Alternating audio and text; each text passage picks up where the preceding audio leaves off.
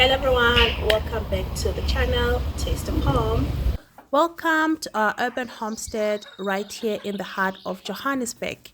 We are proof that you don't need a huge farm to live closer to the land. Here we keep chickens for fresh eggs, raise broiler meat, and yes, even rabbits. We've got fish swimming in our aquaponics system, feeding our plants naturally. And in the greenhouse, it's a jungle of fresh veggies from crisp spinach and juicy tomatoes to herbs that makes every meal taste like home.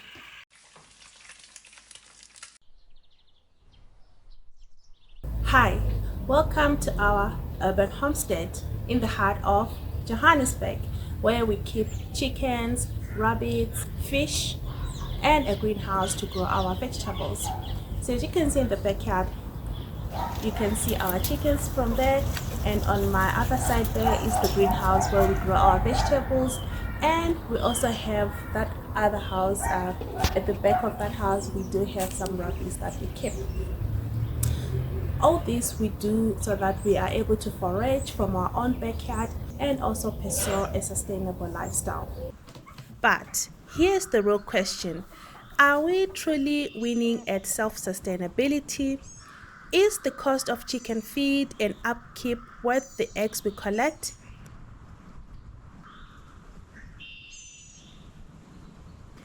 Is raising broiler chickens for meat really cheaper than buying them from the shops?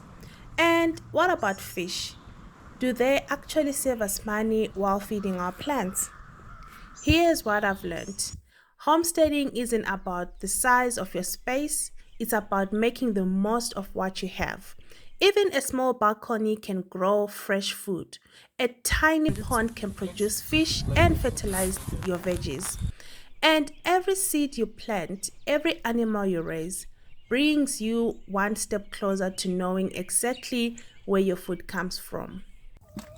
Oh, and rabbit meat? Some say it tastes like chicken.